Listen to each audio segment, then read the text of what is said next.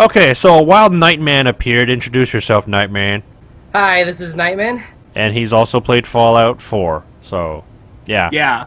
Here's Kind of this. interesting.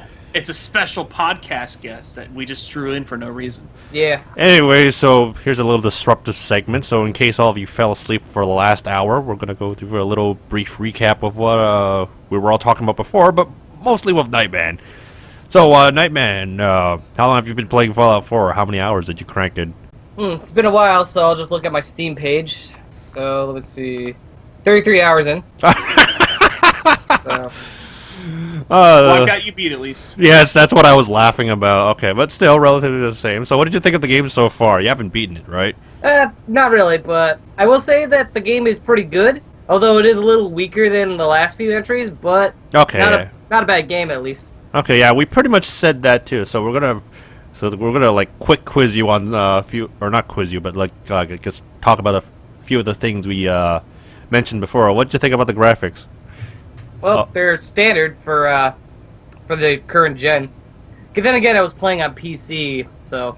Well, me and Down Phoenix we're kind of agreed that like the graphics in here were a lot better than the previous 3 in New Vegas. Like it has more life to it. It's more refined. It has a style, and personally, I like it. I would like to see it in future games, future Fallout games. But it probably might change in the future too. But hopefully not, because I like the style.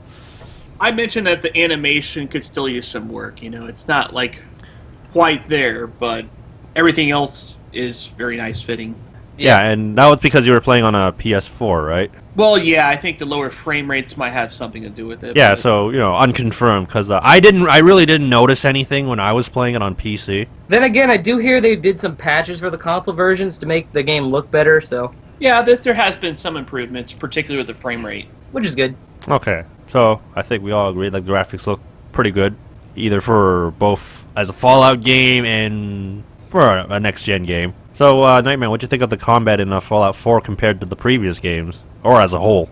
I like it. It works pretty well. It's kind of, shall I say, it's not so much different from the previous games, but there's a lot of stuff that they did pretty well with. Like, the shooting works pretty well, so. Yeah, you would agree it plays a lot more like a regular shooter, like Call of Duty or Battlefield it's a lot more shooter. It's a lot more fluid than the previous game, Fallout 3 and New Vegas specifically, because I personally found like the shooting in that was really stiff, and that was a necessity almost to be efficient. If there's anything to compare, I'd probably compare it to how Borderlands series kind of does their shooting, considering they have like a similar premise. Interesting comparison with it. What do you think of the VAT system? Because we mentioned like because the combat is so much better, VATS wasn't as relied upon in Fallout 4. Didn't think about too much about that system, but okay, so basically, so the VATS just like you just forgot about it because the combat was so much more reliable. Because you had control over the combat, so you didn't really need like the computer assisted whatever to help you. Yeah, computer assistants like the AI characters are kind of useless at times anyway. No, not that, the VATS, because it was a computer that like did all the calculating and pointing for you, and then telling you like what your chance of shooting here was. That's what I meant. I wasn't talking about your allies. Oh, sorry. Yeah, it was to me that was just kind of there. Kind of like an obligation because it's a Fallout game. Pretty much. Well, me and Down Phoenix talked about how it still had just a little bit of incentive to use because of the critical meter, which lets you do like a shit ton of damage. Yeah. Which is pretty sweet. All in all, I think we all agree that the combat in 4 is like a lot smoother and a lot more efficient, right? Yeah, definitely. Okay, so what did you think about the perk system in 4? I like it. What about compared to the previous ones? Well, let's just say I like how you could just give them a little level up to like how there's like different types of perks for everything. I'm sure the other games had that too, but that was kind of, that statement was kind of just like yeah, that was like invisible because that's what all the other Fallout game perks are like. If I'll say this though, I do like the little animations they give each like little perk when you're in the menus. Really? Yeah, it's kind of fun. I mean, that didn't really add much to the game. Then I don't have too much to say about the perks other than they work pretty well. Well, me and Down Phoenix talked about like how it was dumbed down from or not well, yeah, dumbed down and simplified from the previous version because you didn't have like the skill points that was needed to get certain perks, and that like every level you pretty much just got a perk, unlike in previous games you had to like level up a couple of times before even getting a perk, making the perks more special and more specific. Because the other thing is you have no level cap in this game apparently, so you can actually get all the perks eventually, which makes your character like there's no character build. There's like no real identity after a certain point. Like everyone's just gonna be the same. Is what was going on with that. Oh, okay. Sorry about that. I guess when you put it that way, yeah, it's too simplified. And then there's another thing that I was talking with about Down Phoenix. Down Phoenix is some of the perks you almost don't really need it because the combat is so efficient that you pretty much don't really need any of the perks. Like say for a couple, like say lock picking, hacking, the mods, and some of the combat perks. The perk system, like I liked it. I like the change and to see what they did with it, but I definitely like preferred the older one, even if it was a pain in the ass. I can see where you're going with. What did you think of the modding in this game? Because me and Down Phoenix liked it. Oh man, I haven't modded the game at all, but I have seen some of them where you shoot a cat out of a cannon or out of the Fat Boy. You have anything to say to that, Down Phoenix, about what I was trying to say? What's that? So we were talking about mods, and I was talking about the modding in the game, not so much the PC. Oh shoot, sorry. Yeah, I gotcha. Yeah, I really got nothing to add. Yeah, I haven't really to say much on that either. Really, you didn't do any of like the modding with the weapon parts, the power armor, and all that. I've been kind of like spending too much time with like the quests and everything. I guess I attempted to do it a few times, but not too much on that. Oh, okay. Well, he's only got like 30 hours into the game. Maybe he just hasn't messed with that part. Yeah. True enough, I suppose, and maybe... Well, you don't need to mod weapons, but it is, like, a really cool aspect of it. So that was all the changes we wrote down, aside from, like, the conversations you do with other characters. What did you think about the settlements, or have you gotten to that point yet? Settlements. Where, you clear out an area, make a base for them, because Preston's like, hey, we of the Minutemen got to make the Commonwealth better. Oh, that. Yeah. I now I see what you mean when you're like making your own town and everything, right? Yeah, building like a little fort in like the areas you conquered. I kind of like that idea. Kind of makes you feel like you're. It's a word I'm just trying to look for here. A general. Yeah, kind of like a general. You're. Or a mayor. Yeah, mayor too. That works. You could pretty much like build your own town. Get some people to join in on your fort and everything. I think that's a really neat idea, and I'm glad they kind of added something into that. Okay, but if they took that out of the game, would it have changed the game as a whole for you? Not really. Okay, because I was also talking with Down Phoenix about how like unself-sufficient the settlements are. Like for instance, did you ever go to the settlements to like fix a certain thing they were unhappy with? Like oh hey, Nightman, we don't have enough water here. Can you build us, like, a couple of springs and shit? That'd be great. Maybe make a couple of beds for us. I mean, you like that stuff. Yeah, we have to micromanage them.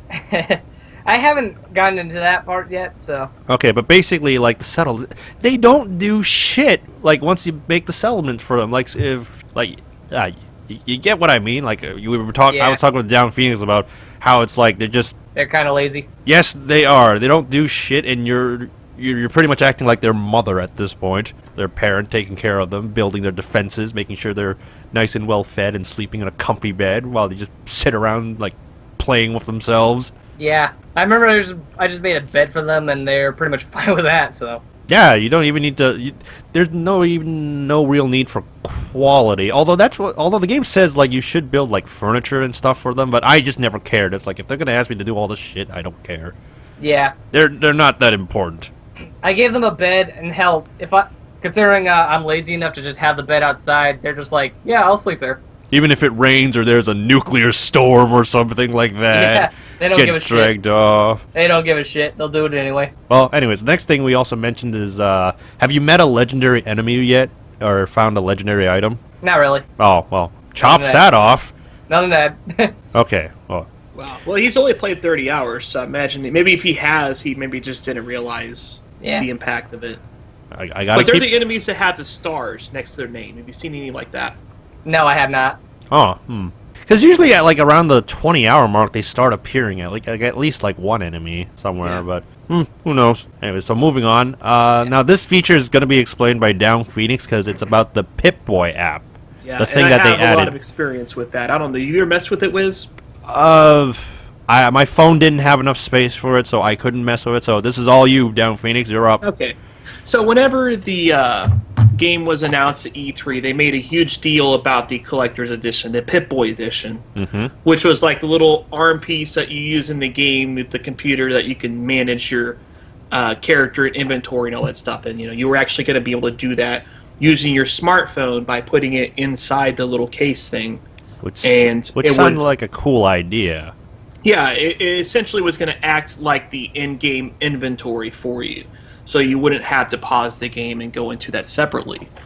Well, I really found, at first it seemed like a really neat idea, but I really found as I used it more and more within the game, I just started pausing more and more instead of actually looking at my phone.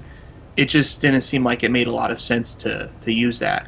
Like, eventually got to a point where the only time I would ever use that was just a quick travel. Or fast travel. Yeah. Yeah, because it's like, when you pause the game, it gives you time to think, right? And like, unlike with the Pip-Boy, where it's like in real time, and then there was a few other things you mentioned about it, like how it didn't work that well. Well, yeah. For instance, whenever you go through the game, when you pause the game to go into your Pip-Boy to look at all the different tabs that you can look at, you had your category for items and for quests and all that good stuff, right? And one thing I noticed is that quests were pretty much absent from the Pip-Boy app itself. So you couldn't use everything on the Pip-Boy app. There were certain things you had to still pause the game to access. Which kind of destroys the point of the Pip-Boy app, doesn't it? Yeah, it does. It's a really cool feature to have, especially if you want to make the game a little bit harder for yourself by having to make everything handled in real time. So that's kind of like a cool thing if you want to do that, but you can only do certain things in real time. And so that does kind of hurt the immersion factor of it a bit. Overall, your thought on the Pip-Boy app? It's a very nice attempt at something like this for a game. I really am interested in the possibility of using smartphone or computer apps that can kind of integrate with the game. Yeah, like some sort of outside source. Right, but it's just not quite there. It's kind of a disappointing app in my eyes, just kind of like how the Grand Theft Auto app was, where it seemed like a really cool idea, but essentially it boiled down to just adding a couple of little things that were really optional and didn't really add value to the game. So basically, if you were to recommend this to anybody, you'd say, like, you're not missing much, right? Exactly. Now, if you've got the actual Pip-Boy edition, by all means, but you're probably going to end up still pausing it most of the time anyways. Neat idea, execution not so great. Yeah. And I can understand that. I'm sure there were some limitations that prevented everything from functioning through that, but I guess, now there is one really cool thing about the Pip-Boy app, though, is you can play the games. Like the little mini games that you unlock the game. You can still play those in there. There was a Donkey Kong, tape you can get to play games, which is kind of neat. And those were still playable, so that's kind of a cool feature. I did enjoy that a bit. But a lot of those games, you really had to still be linked up to the main game? Yeah. Oh, so you can't even play it offline. That'd be kind of cool. Like, you have the app connected to the game, you get those holotapes, and then you can play it offline. Yeah. Now I don't know. They might have updated it since then. I haven't messed with it much lately. They might have made an update to kind of implement that feature, but at least at the first month or so of launch, it didn't have that functionality. In other words, give an app a few years. It'll probably be better then. If they do anything with it. Yeah. I'm talking about apps for games in general. Yeah, there's still some work to be done. There's some games that have had some interesting apps. Like, I think I remember for whatever reason, Metal Gear Solid 5 didn't have one, the Phantom Pain, but the Ground Zeroes did. Huh. And it had some interesting little tidbits in Ground Zeroes, so I don't know. Well, maybe in Ground Zero it was like a test to see how people, what people's reaction were to it, and I guess the reactions weren't favorable. No, so maybe they're just like, well, it seems favorable, maybe it's just not worth really investing time into it. Yeah, like it wasn't like everyone demanded it, so they didn't put it in the end game. Oh well, they added sprinting to Fallout 4, which was it's there.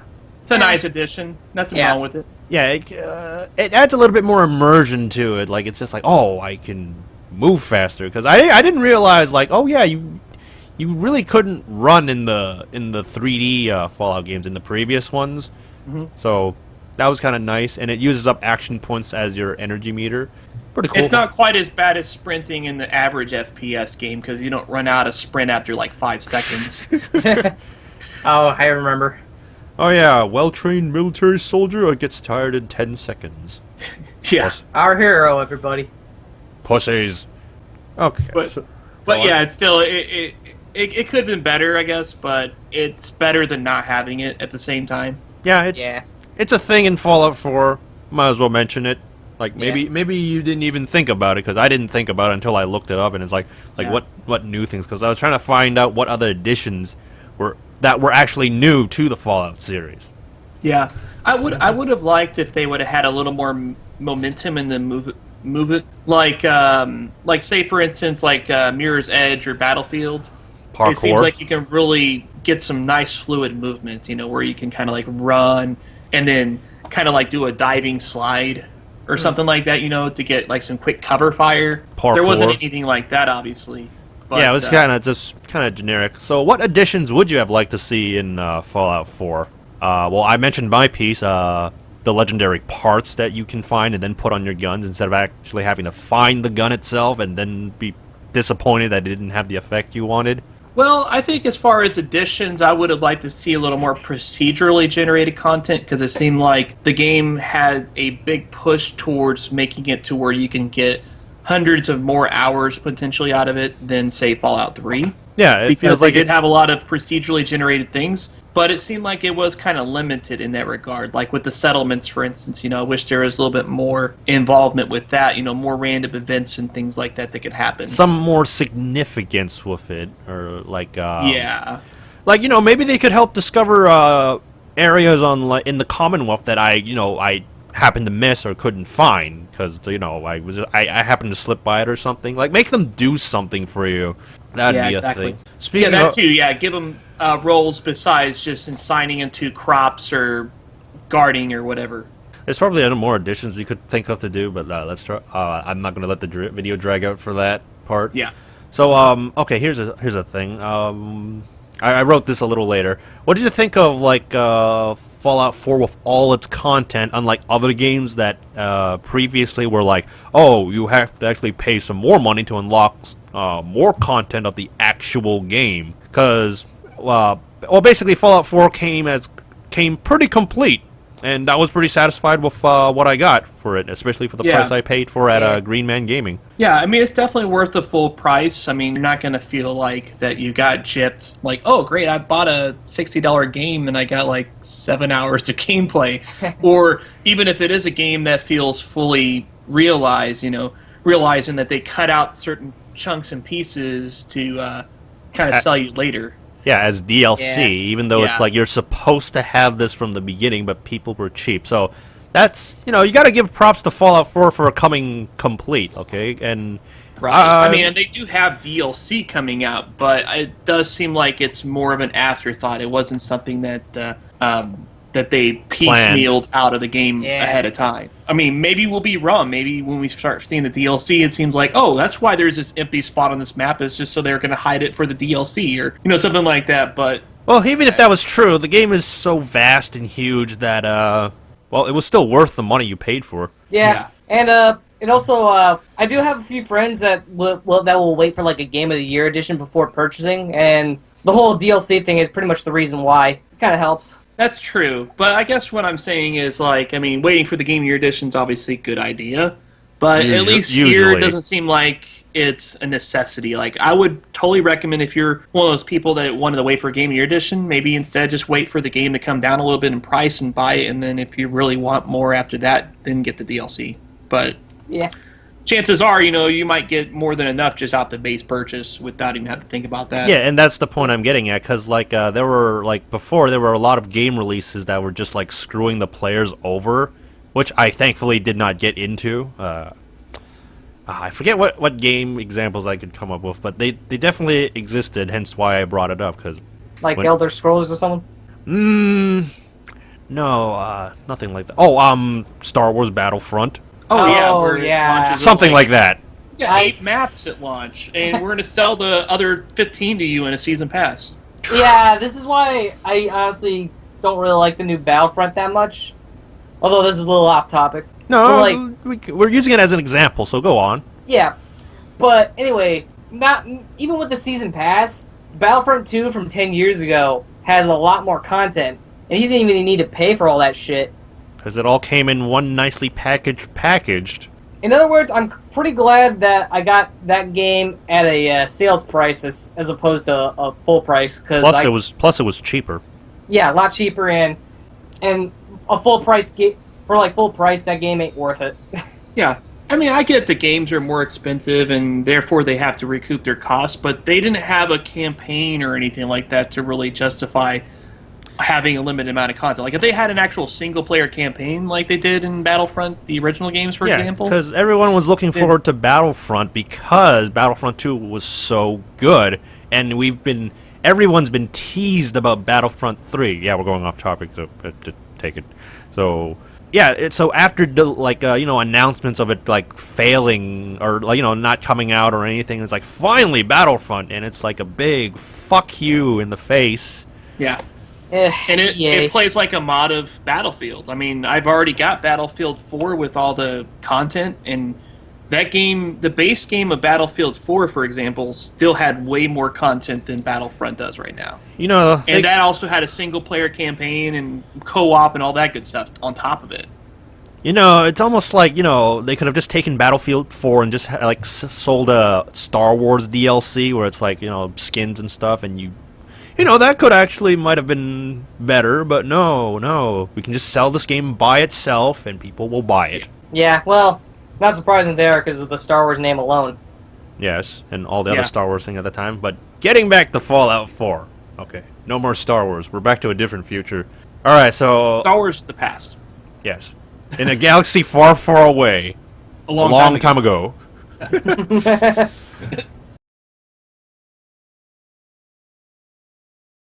little weaker than the last few entries, but okay, not a bad game at least. Okay, yeah, we pretty much said that too. So we're gonna quick quiz you on a few, or not quiz you, but just talk about a few of the things we mentioned before. What did you think about the graphics? Well, they're standard for the current gen. But then again, I was playing on PC, so.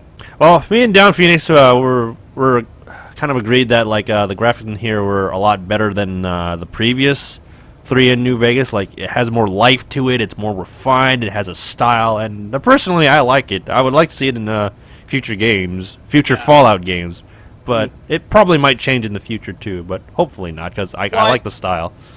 I mentioned that the animation could still use some work. It's not quite there, but everything else is very nice fitting. Yeah, and that was because you were playing on a PS4, right? Well, yeah, I think the lower frame rates might have something to do with it. Yeah, so, unconfirmed, because I really didn't notice anything when I was playing it on PC. Then again, I do hear they did some patches for the console versions to make the game look better, so... Yeah, there has been some improvements, particularly with the frame rate. Which is good. Okay, so I think we all agree that the graphics look pretty good, either for both as a Fallout game and for a next-gen game. So, Nightman, what do you think of the combat in Fallout 4 compared to the previous games, or as a whole? I like it. It works pretty well. It's kind of, shall I say, it's not so much different from the previous games, but there's a lot of stuff that they did pretty well with. The shooting works pretty well, so... Yeah, you would agree it plays a lot more like a regular shooter, like Call of Duty or Battlefield it's a lot similar more shooter. It's a lot more fluid than the previous game, Fallout 3 and New Vegas specifically, because I personally found the shooting in that was really stiff, and that was a necessity almost to be efficient. If there's anything to compare, I'd probably compare it to how Borderlands series kind of does their shooting, considering they have a similar premise. Interesting comparison with it. What do you think of the VAT system? Because we mentioned because the combat is so much better, VATS wasn't as relied upon in Fallout 4? Didn't think about too much about that system, but Okay, so basically, so that's just like you just forgot about it Yeah, because the combat was so much more reliable. Because you had control over the combat, so you didn't really need like the computer assisted whatever to help you.